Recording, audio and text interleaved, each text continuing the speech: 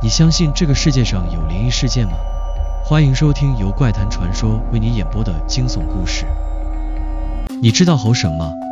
成年猴子会带着死去小猴子，直到它们风干成为猴绳。猴绳就是它们获取人类同情，得到更多食物的工具。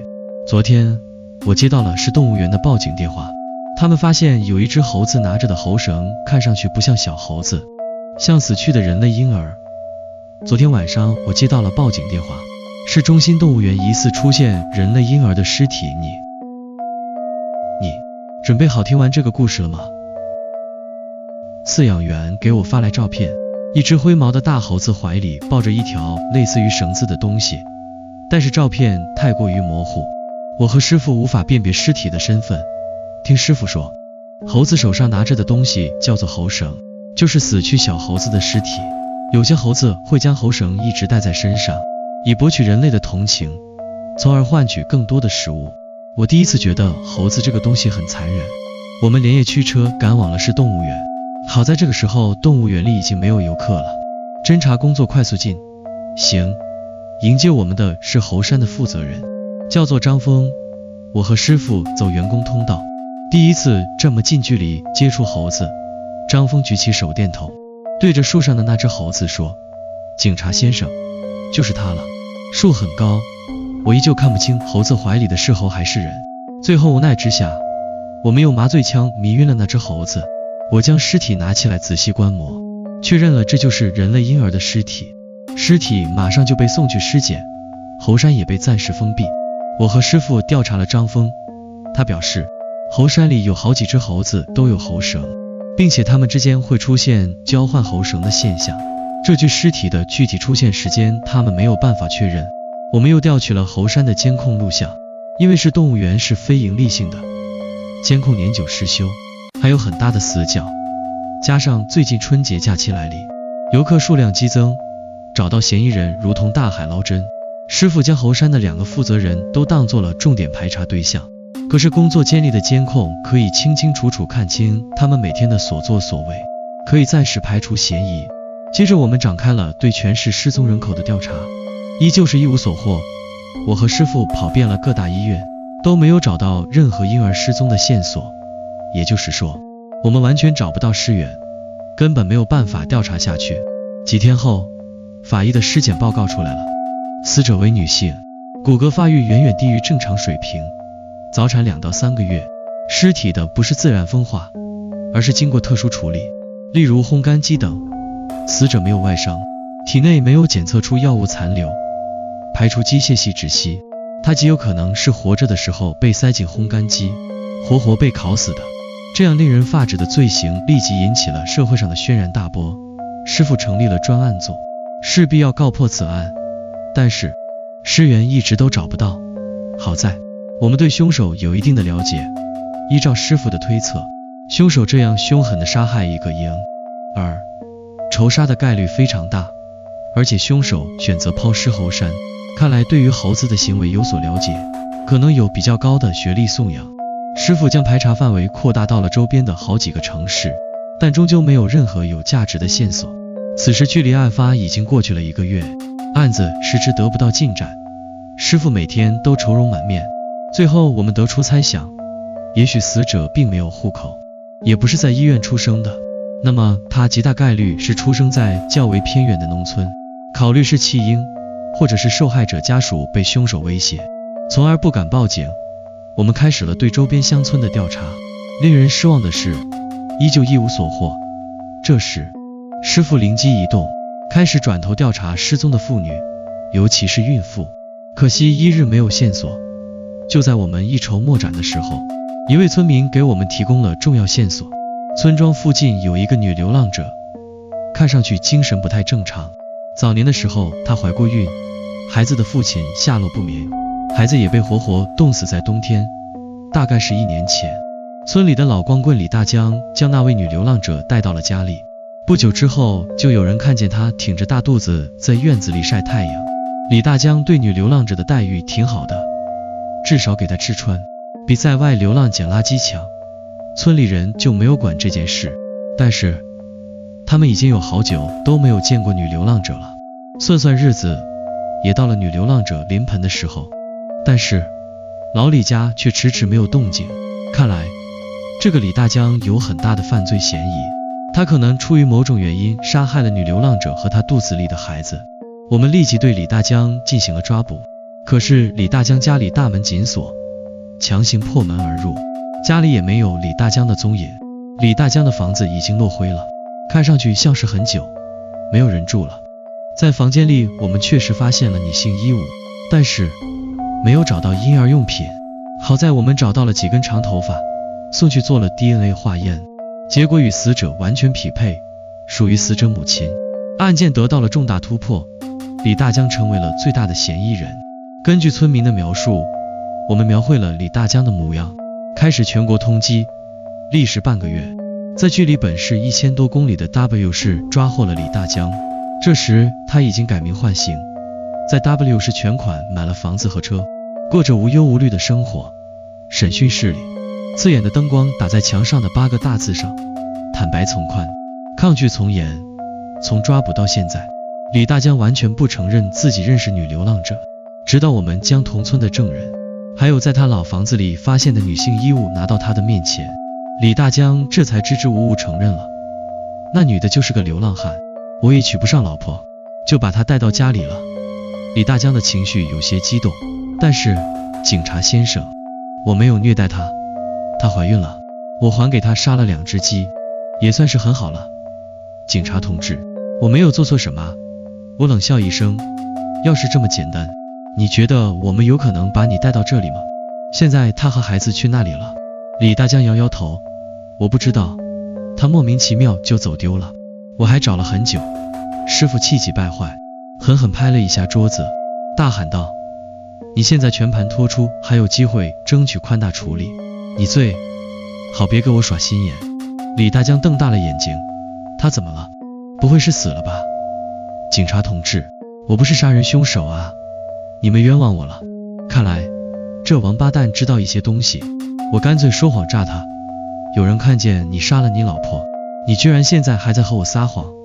李大江急了，他连忙摆手，大喊道，不可能啊警官，完全不可能，有人要冤枉我啊，我老婆他的眼神犹豫不定，似乎在做什么很矛盾的挣扎。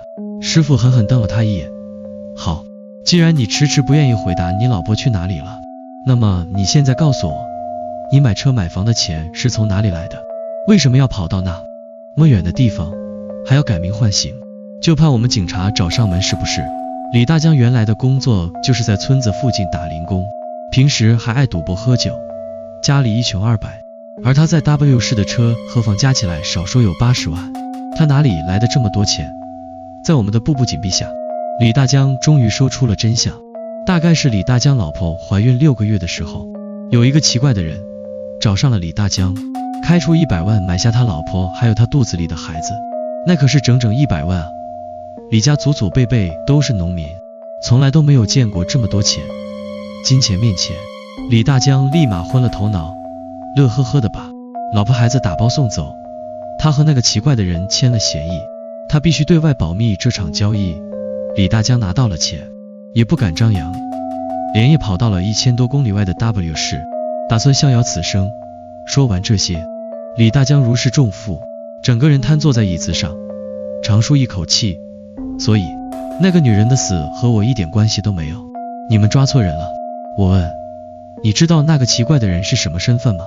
李大江努力回想，其实他看上去就像是一个马仔，拿钱给人办事。我也问过为什么非要我老婆，结果他叫我不要多言，也不到处宣扬。师傅问，你还记得那个人的样子吗？李大江无奈地摊开手，他是个男人，穿着普普通通，但是口罩墨镜一样不少，我也看不出来到底长什么样子。而且他给我钱的时候是现金啊，白花花的钱啊，可惜这条线索到这里就断了。李大江迫不及待地说，我不是杀人犯，我也交代事实了，你们赶紧把我放了。你是没有杀人，但是你参与人口拐卖，到时候该判的一个都不会少。师傅鄙夷地说。李大江听了这句话，犹如一个泄了气的皮球一样，一会又开始掩面大哭起来。混蛋啊，这个女人把我害惨了，她死不足惜啊，混蛋啊！听李大江这么说，我立马意识到，孩子已经被杀害了。那么女流浪者现在的处境可能凶多吉少。这个时候，法医匆匆忙忙过来找我，他的脸色看上去很憔悴。给你说一个匪夷所思的消息，死者的亲生父亲不是李大江。我瞪大了眼睛，难以置信地回答，你说什么？我拿过他手里的报告书，白纸黑字，李大江不是死者生物学意义上的父亲。那么孩子的亲生父亲是谁？目前来看，李大江好像不知道这孩子不是他的。那么孩子的亲生父亲会是凶手吗？他花大价钱买回来了母女二人，又出于其他原因杀害了孩子。师傅抓着报告单，眉头都拧在了一起。这不合理啊，完全不合理啊！要是真的是孩子的亲生父亲，要带走孩子，用得着费那么大劲吗？用得着花100万吗？有钱人会看上一个流浪汉吗？是的，这些都太不符合常理了。但是为了还原真相，我们不得不查下去。我和师傅兵分两路，我去调查本市的上流阶层的有钱人家，他开始对李大江村庄附近排除，势必找到死者的亲生父亲。我的调查毫无所获，这些有钱人家要么就是不缺孩子，要么就是选择丁克，完全没有要花费100万买一个孕妇的可能。而师傅经历了大规模的排查，一个个的 DNA 比对，终于找到了配对的 DNA。 这个人就是李大江邻村年近60的刘大爷。但是大爷自从2年前开始就去外地打工了，完全没有作案时间。师傅立马把调查对象锁定在了刘大爷的小儿子身上。据刘大爷说，小儿子刘年春1年多前跟着同村的朋友南下打工了，到现在都没有回来。1年多前和女流浪者被带回李大江家里并怀孕的时间吻合。我们立即传唤了刘年春，经过 DNA 比对，刘年春才是女流浪者肚子孩子的亲生父亲。刘年春得知这件事，也惊讶地说不出话。他向我们袒露出一个令人发指的真相：村里的男人没有老婆的，基本上都会将手伸向女流浪者，有良心的还会买一点措施。但是刘年春没有良心，看着女流浪者的肚子越来越大，刘年春做贼心虚，连夜坐上了南下的火车，打算一跑了之。对于有人花100万买母女这件事，刘年春表示他完全不知情。而刘年春家里也只是普通的农民，他本人也只是个建筑工人，拿不出100万。案件陷入了僵局，找不到买家，也推测不出买走女流浪者母女的原因。距离案发已经过去了半年，重要的线索都断了，案情毫无进展。我和师傅每天都是愁眉苦脸。就在这个时候，城郊的建筑工地有人报警，工地上挖出来了一个高度腐败的尸体，死者的肚子被刨开，死亡时间推测在半年到1年之间。从牙齿情况和盆骨大小可以推断出，死者为女性，身高1.6米，年龄在30岁左右，这和李大江卖掉的女流浪者高度吻合。我们很快就对尸体进行了 DNA 比对，证实死者就是半年前猴山婴儿干尸的母亲。案件终于有了新的进展，但是师傅也没有那么开心。这半年来，我们由衷希望婴儿的母亲还能活在这个世上，可惜她早就遇害了。离奇的是，法医检测出来，尸体上有被殴打的痕迹，肚子上还有剖腹产留下的缝合痕迹，死者的致命伤也是在肚子上，那是一条整整30厘米的刀伤，伤口极其深，极其整齐。凶手看来完全没有要给死者留活路的机会。死者是生下孩子以后，过了一段时间，又被凶手割开肚子，失血过多的。究竟是出于什么样的深仇大恨，要将一个母亲和她孩子用这样血腥的方法杀死？看到尸检报告，我和师傅都有些不寒而栗。我们立即将这2个案子并案调查。师傅再次对市里能拿得出100万资产的家庭展开调查，而我负责对李大江还有刘年春的复查。可惜我们2个人没有找到任何新线索。这个时候，2000里开外的 H 市的警察局联系了我们，他们称破获了一起重大儿童拐卖案。据人贩子的头目交代，有一个奇怪的男人花100万买了一个刚出生的婴儿，又是奇怪的男人，又是100万。我的心立马警惕了起来，会不会是凶手？又开始作案了。H 市的警方给我们发来了一段视频，视频里一个中年女人正在被审讯，她就是柯大拐卖儿童案的头目。警察问，你说的那个奇怪的人是怎么挑走婴儿的？人贩子的乡音很重，我和师傅研究半天才听清楚他说了什么。他回答，大概是1个月前吧。这个人真的很奇怪，戴着口罩和墨镜，他上来就说他不差钱，但是要求身体健康，最好是女娃娃，出生在1个星期以内的，而且还要看父亲的出生年月。我就摸不着头脑。不过我这有个刚刚拐来的女娃娃，也就是出生3天吧，她父母着急死了，天天发视频找娃娃，举着身份证痛哭流涕。没想到那人一看视频就答应买下那个女娃娃，给我们了100万现金。我的心都悬到了嗓子眼。这个情况和李大江描述的基本上一模一样，很大概率是一个人所为。H 市的警方说，他们已经控制了人贩子，叫他从各大火车站、飞机场的监控视频里辨认奇怪男人，这还是需要时间的。我和师傅不能干等着，继续对案件的调查。买家的种种行为有些令人匪夷所思，为什么买家要出生1个星期内的女孩呢？如果这个豪门真的缺少继承人，那么为什么要是1个女孩呢？不应该买1个男孩吗？而且为什么要看女孩父亲的出生年月呢？我百思不得其解。师傅看着手里李大江和刘年春的资料，又分找到了 H 市失踪女孩父母的社交账号。视频里年迈的父母举着身份证，泪声俱下地控诉着，我的女儿出生还不到1个星期，我们还来不及上户口，孩子就被人贩子抢走了，现在已经被买到别人手里，我求求你不要伤害我的女儿，你要什么我都给你，我求求你了。97，每一句话都好像在气血，我看着心里酸酸的。师傅看着视频里女孩父亲的身份证，又看了一眼手里的资料，叹了口气，又要麻烦我那个老伙计了。什么老伙计？我一下子好奇极了，这还是我第一次听师傅说他有一个老伙计。师傅笑着拍了拍我的肩膀，一会你就知道了，快去准备车，我们去一趟凤凰山。凤凰山位于隔壁市，是一处国家级风景区，驾车差不多要5个小时。我们到凤凰山的时候已经是晚上11点，我和师傅找了一间民宿休息下了。由于穿着便装，前台老板没有看出来我们是警察，他热情地和我们搭话，你们是来凤凰山旅行的吧？我回答得有些敷衍，是的。老板故作玄虚地说，我看2位不是来旅游的，是来找山上那位秃仙的吧？因为查案，我和师傅已经好几天都没有睡一个整觉，加上舟车劳顿，我们现在看上去狼狈又憔悴，不像是旅游的。但是这个兔仙是什么来头？我刚刚准备开口，师傅伸手就拦住了我，他笑着说，误会了，我们就是游客。老板也笑笑没说话。刚刚回到房间，师傅给我坦白，他的老伙计其实就是老板嘴里所说的兔仙。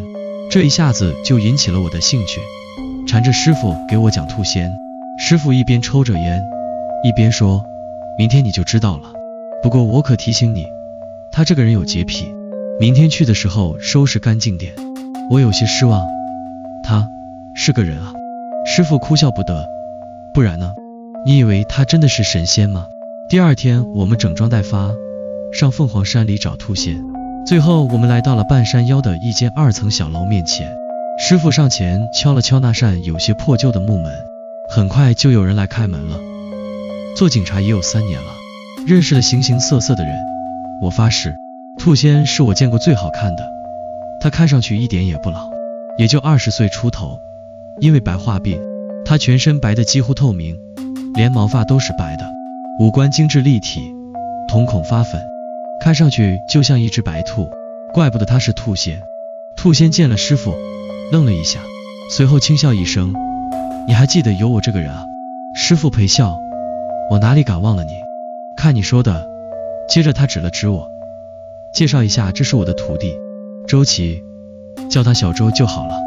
他招呼我们进了屋子，屋内的摆设很简单，客厅里摆着一尊菩萨雕像，几个木质沙发。说吧，什么事情？他问。我和师傅简单陈述了案件的经过。兔仙拿走了几个人的资料，他钻进房间里捣鼓了半天，随后出来拿了几张写满奇怪字符的黄色符纸，说除了这个姓刘的，其他2个人都是阴年阴月生的。你刚刚说那个奇怪男人带走的都是女孩子是吧？没错，你看出来什么了吗？师傅焦急地问。兔仙咬牙切齿，真是个混蛋，也不怕遭报应。据兔仙说，这是一种用灵魂作为献祭的续命邪术，要找到父亲在阴年阴月生的女孩，将她的尸体风干，提取出灵魂，即可续命。侯山发现的那具尸体就是已经被处理过的，下一个被买走的女孩也可能是凶多吉少。其实这些都是歪门邪道，封建迷信害死人，怎么可能续命？只是有人太想活命，才弄出这么残忍的事情。我呸，这些王八蛋，你赶紧把他们抓起来。兔仙气的脸都红了，指着空气破口大骂起来。我倒是有些惊讶，他看上去就是小说里的看世先生，居然也会说出封建迷信害死人这种话。兔仙看着我错愕的表情，笑眯眯地拉过我的手。警察先生，我就是个破算命的，平时挣点小钱养家糊口，我可不是那种靠着鬼神之说害人的人，我最相信社会主义了。我挠挠头，结结巴巴地回答，那个，我没有怀疑你的意思。师傅打断了我们的对话，也就是说，第一个被害人是女流浪者的孩子，这个凶手以为他肚子的孩子是李大江的，是能用来续命的佳品，结果孩子的亲生父亲其实是刘年春，孩子根本没有续命的用处。凶手一气之下将女流浪者杀了泄愤，而婴儿的尸体就被抛弃在了猴山。凶手不死心，转而就在 H 找到了第2个符合这个特征的女孩。我十分赞同，对，师傅您的推断很有道理。那么我们接下来追查的目标就是有身患绝症的有钱人。兔仙也乐呵呵地说，你看上去呆呆的，没想到还挺聪明的。我们告别了兔仙，马不停蹄地回到了市里。市里最贵的楼盘就是抛尸工地附近的安妮公馆，里面住着的都是整个市最有钱的人，这样也符合远抛近埋的常理。很快我们就确定了2个嫌疑人，一个是某公司老总的父亲，已经年近80，得了胃癌，老人家的求生欲不是很强，已经被病痛折磨得奄奄一息，只希望赶紧解脱。另一个是得了脑瘤的18岁男生，家人已经联系了国外最顶尖的医生，马上就要走了，嫌疑也不大。这2个人的家庭思想和封建迷信完全八竿子打不着。我和师傅又调查了好几户有钱人，也是一无所获。忙了一天，我和师傅来到街边的面馆里吃饭，隔壁一桌是一对母子。不久之后，一个中年男人带来了一个小女孩，一家4口坐在一次。他们聊着聊着就爆发了激烈的争吵，女人直接把盘子摔了，冲着男人大骂道，就你和小三生的野种也敢觊觎我的财产，我看你是痴人说梦。接着他们就扭打在了一起。师傅立马上前亮出警官证，阻止了这场闹剧。我看着这一家人，忽然灵光一现，如果生重病的不是豪门继承人，而是私生子呢？怪不得我们怎么都查不到。我和师傅说了这个想法，师傅觉得可以试一试。这一次我们的调查地点放在了各大医院的高级病房。很快，一个4岁男孩浮出水面，男孩得了白血病，1年多以来都在调查。据护士说，每次看望小男孩的都是一个年轻漂亮的女人，偶尔会有一个矮胖的中年男人来看他。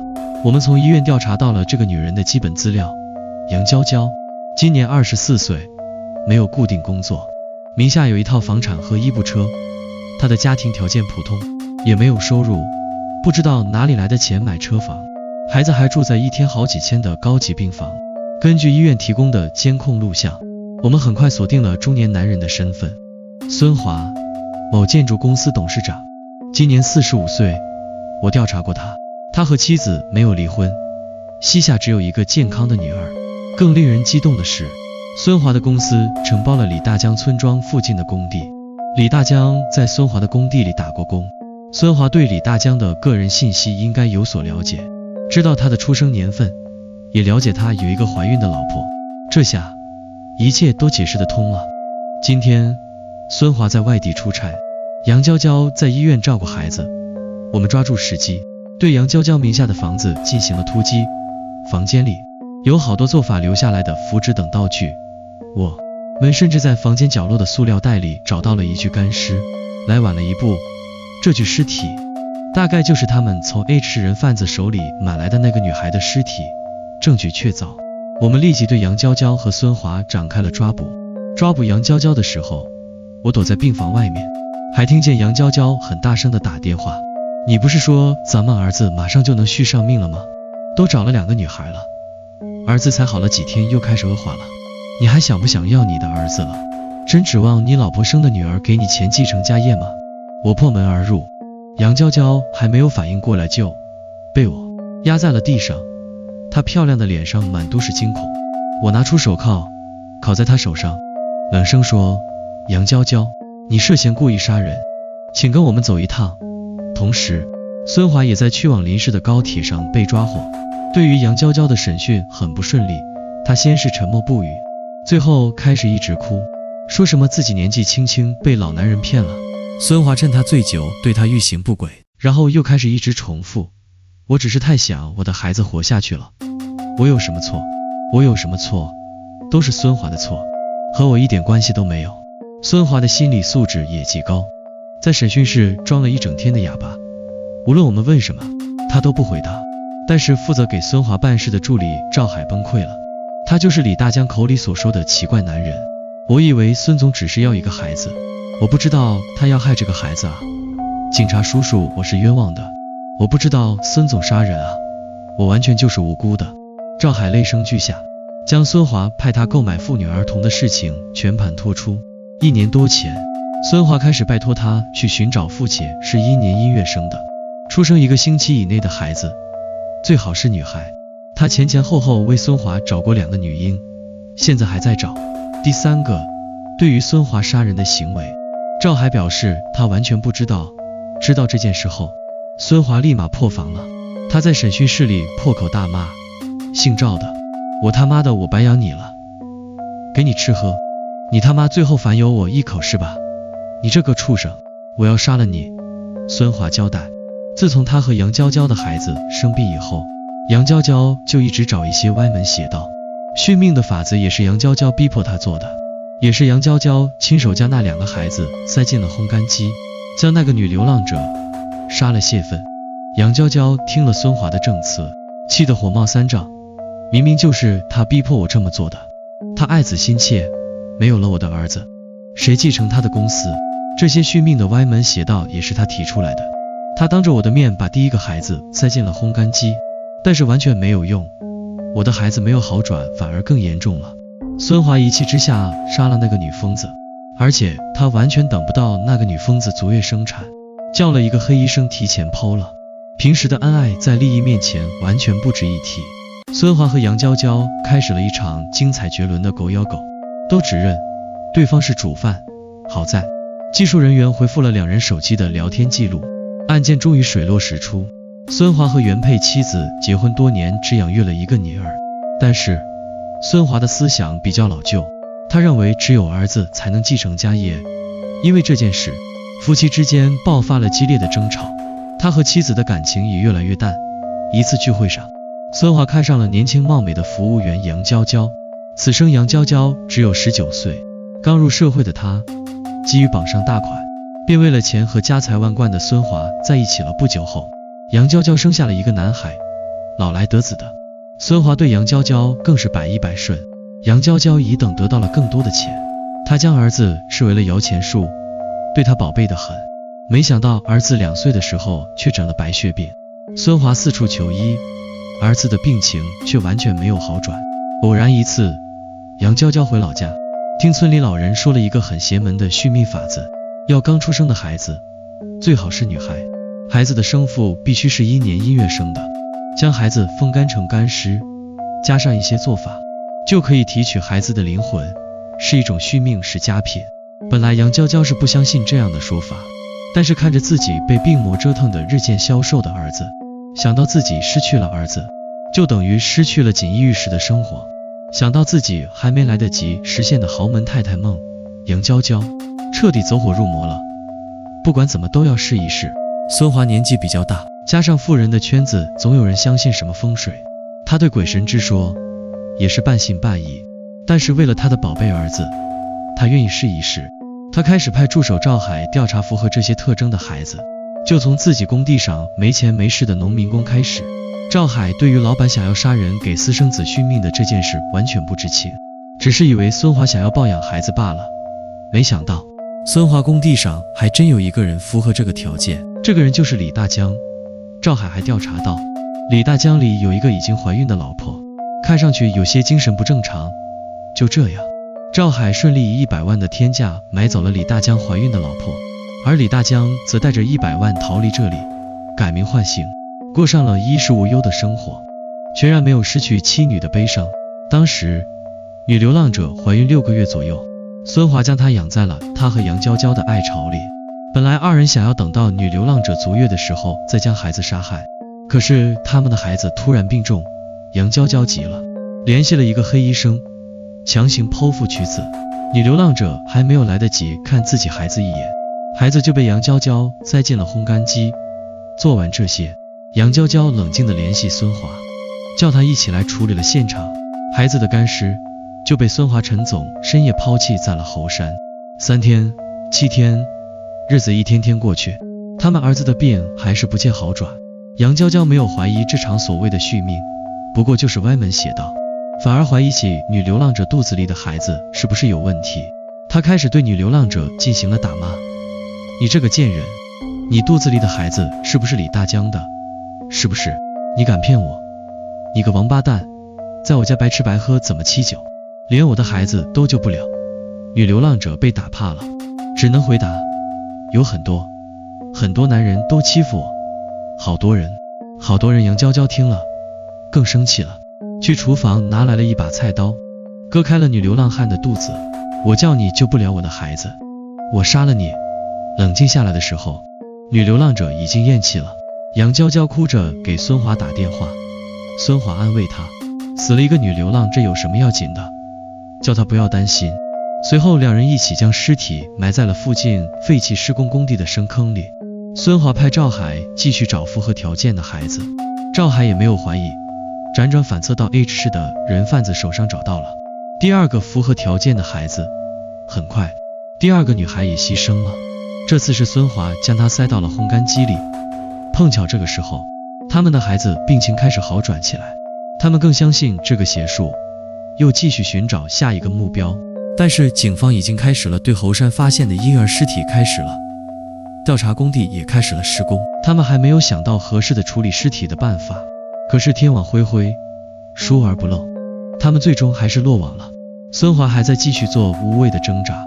他说本来等到女流浪者生下孩子以后，他打算养她一辈子，而且她孕期的时候孙华还买了不少补品。孙华希望这样的说辞可以减轻她的罪行，可是这些都是无用的挣扎。法律的审判一日降临到了他们身上。杨娇娇和孙华涉及人口拐卖、故意杀人等行为，被判处死刑，立即执行。赵海、李大江涉及人口拐卖，也得到了该有的惩罚。至于帮助杨娇娇的黑医生也落网了，面对他的是非法行医罪。杨娇娇和孙华的孩子最终因为抢救无效死在了病床上，而孙华的女儿继承了公司。女流浪者和她的孩子被葬在了公墓里，第2个受害者的尸体也被送回了家乡。案件终于告破了。之后我们又去拜访了兔仙，我也知道了他和师傅的故事。多年前发生了一起匪夷所思的杀人案，师傅就是在兔仙的帮助下告破的。那年兔仙只有16岁，其实他只是一个肉体凡胎的普通人，因为白化病，又和爷爷从小学习看诗，大家就给他起了一个外号叫兔仙。我问他，你说孙华杀死了第2个女婴后，他儿子就好转了，真的是巧合吗？他睁着一双如琉璃的眼睛看着我，有些不解地说，不然呢？我尴尬地笑了笑，没什么，我就是随便问问。看来人就不可以有太大的欲望，要不然就走火入魔了。